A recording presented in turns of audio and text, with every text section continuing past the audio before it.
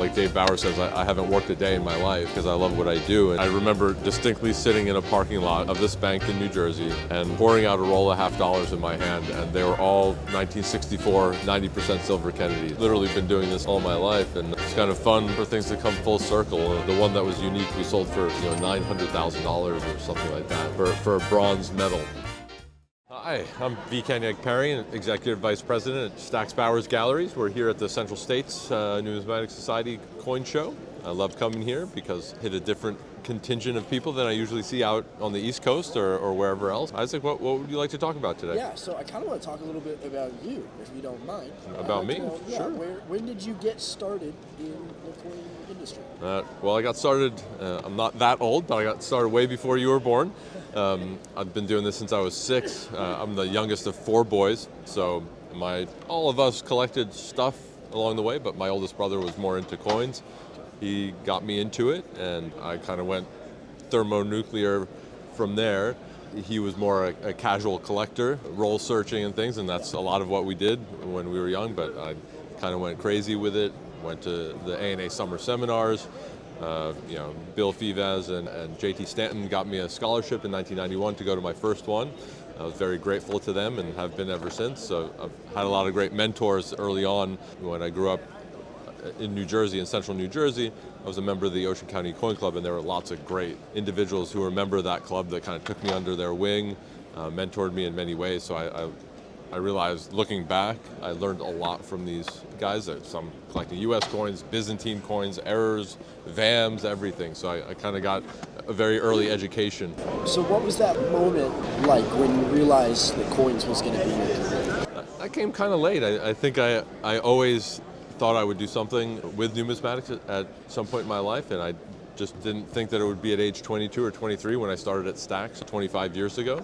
So it was it's been really fun the entire time. I mean, like Dave Bauer says, I haven't worked a day in my life because I love what I do and can't imagine doing anything else. Do you remember like a specific coin that kind of made you fall in love with the hobby? No, I think it was just I just was really into coins. It just clicked with me. But I do remember. So my brother got me into it. He tried to get me into it when I was 6, and I collected for a little bit, but it wasn't super strong. But around the time of my 9th birthday, he took me around to local banks where we lived in New Jersey, looking for silver $50. And I remember distinctly sitting in a parking lot of this bank in New Jersey and pouring out a roll of $50 in my hand, and they were all 1964 90% silver Kennedys. And I was 9 years old. I was shaking. It was just awesome. So, that's awesome. I mean, that's it was like $40. Yeah, probably back then, or maybe a little bit more. I don't remember, but it was. I mean, that's kind of a memory. It wasn't a coin, but I collected all sorts of things then, and just learned a lot about numismatics by doing that. So you've worked at Stack's pretty much your whole career, right? Yeah. And you may have touched on this in Berlin, but is there a specific collection or deal that you got to work on that's like you like to brag about? I mean, it's always fun to talk about high value things, but I mean, one collection that was relatively recent, 2019, it was called the Horatio Morgan collection. It's a pseudonym because the family didn't want to use the collector's real name, but he had collected in a very discrete amount of time. I think in the mid 80s to the very early 90s, he got hooked on early $50. He had the better part of a complete set of Overdens, early $50 by die variety. And for some of the die varieties, for some of the dates, and had multiples, like 5 or 6 or 7 or 8 of certain varieties. But he had a lot of the rare ones too, obviously. He was missing, I forgot the exact stats, but he was missing 6 or 8 coins from the entire Overden set, as would have been known during his collecting period. So, I mean, that was really fun to work with, but the really cool thing about the Horatio Morgan collection was it wasn't just the $50. There was like 110 patterns. There was different patterns, not like repetitive, the common ones, but lots of great ones from 1792 Deem and copper to late 1800s patterns. He had an 1894 S dime, an 1884 trade dollar, an 1885 trade dollar, an 1838 $50. So he had some great individual rarities as well. So I mean, that was the biggest deal that I had worked on, that I'd gotten in myself, and it was from a referral from somebody I knew when I was 15.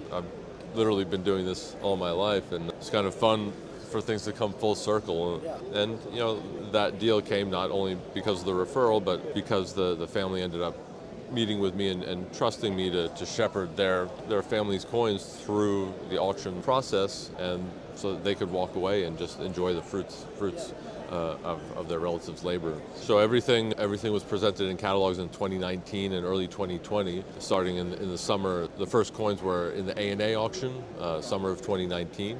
So, but yeah, you can definitely find it in our archives or our hard copy catalog if anyone uses those these days. Yeah. Happy to get you one. Yeah, let us know in the comments if you've got a copy. I'm sure there are some out there. So I can't remember if we talked about this in Berlin, but are you a collector yourself? I do. Look, we're the collecting bug never goes away. Yeah. So I collect things that are kind of personal to me, or that kind of off the wall topics. I'm Armenian, so I've collected and do collect Armenian coins. I grew up in central New Jersey, so I've collected tokens and paper money, obsoletes and nationals from the area that I grew up. And one of my favorite recent topics has been collecting around like July 4th and Independence and 1776 in numismatics, but I've kind of focused on the first 100 years, 1776 to like 1875, because in 1876 with the centennial there was this huge proliferation of tokens and medals that there's so many. I just wanted a more focused project, and it's just been fun kind of discovering things, because it's not a theme that's been well covered. I mean, there's medals that fit in that category that are parts of other series, but no one's looked at it in exactly that way. And I actually gave a talk at the American Numismatic Society on the topic in December of 2024. So kind of it's always fun. I realize from my own experience, as well as from many clients' experience, that it's easy to accumulate things, to go out on the show floor and buy stuff. But sometimes when you don't engage with the things, if you're not learning about them or studying them in hand, they just sit in a box somewhere, right? So putting that talk together forced me to re-engage with my collection as well as with the topic, and it's some of the most fun that you have when you're actually engaging with the objects. And it's both happy and sad. Like I've worked with a lot of people who are at the end of their collecting career, and they're going towards selling their coins, and it's sometimes when they have the most fun, because they're going back through decades of their collecting, kind of piecing together all the history of their purchases and studying the coins again. And it's like this like era of discovery of kind of re-engaging with their collection as a whole, and sometimes they have the most fun that they've had because they didn't do that along the way necessarily as they were collecting. So that makes sense. I read an article that it talked about how, because when you're looking at the coin, it's like a specific image and it's pretty consistent throughout, and so you're able to like take that, and it helps you retain the memory from that moment of looking at that coin. Yeah. Like helps you remember the history. Yeah, exactly. And look, I've talked to people where they've bought things, and sometimes very expensive things, that they've forgotten they bought because maybe they didn't engage with it enough in the beginning. We're still selling the Sid Martin collection, which we started in 2022, I believe. So we're going 3 years now, and he had 20,000 objects, and he wrote 4 books about colonial-related coins, colonial topics, and one way that he wrote those books was by gathering up as many of these coins as he could. So he wrote a book on St. Patrick coinage, on Rosa Americana coins, on Woods Hibernia coppers, and on French colonial coins. So part of the way he wrote that book was to buy as many coins as possible, to study them, to document the die variety. So you can imagine he had many, many duplicates along the way, which we've been taking many years to sell. He had bought a Morgan Commission Americana medal at the Ford sale in 2000, and I forgot the exact year, to say 2005 when we sold that. And then fast forward to 2019, he forgot he had bought that one and bought another one in 2019 at another one of our auctions. And there are only four of these medals known, but he was fortunate for buying both of them, because they both brought a lot more than he had paid for them, because the Commission Americana Medal series, the medals produced by Congress for Revolutionary War heroes, that topic has become very popular. They're all very rare. I mean, a single piece in private hands for one of the issues to small handfuls for the others. So they all range from 4 figures to low 6 figures for these coins. With one of the one that was unique, we sold for $900,000 or something like that for a bronze medal. There were some people that needed that one to complete their sets. So there was a lot of auction button heads. Do you collect anything outside of coins? Not strongly. I mean, there are things that are related to. So one of the things that I do collect are medals related to Columbia University, where I went to school. Okay. So they've been in existence for 250 years, and they've produced various award medals and commemorative medals along the way. Well, in the 1930s and 40s and 50s and 60s, they produced medals that were the work of a sculptor by the name of Oronzio Baldarelli, who did the designs for one of the Society of Medalists medals in 1962, I believe. But he also did, as I said, some of the Columbia University medals. But he was an instructor of sculpture at Columbia University in the 50s, give or take. And he did some sculptures himself. So I've collected some of the sculptures that he produced. But the way I collect, and I'm guessing many other collectors, is one thing leads me to another. So it was the Columbia medals that led me to Oronzio Baldarelli and the Society Medalist medal and the sculpture. So one thing kind of leads to another. Well, cool. Hey, you don't need to collect anything other than coins. I just like to ask. Yeah. It's interesting to see. Like I talked to somebody earlier who does model trains. Oh yeah.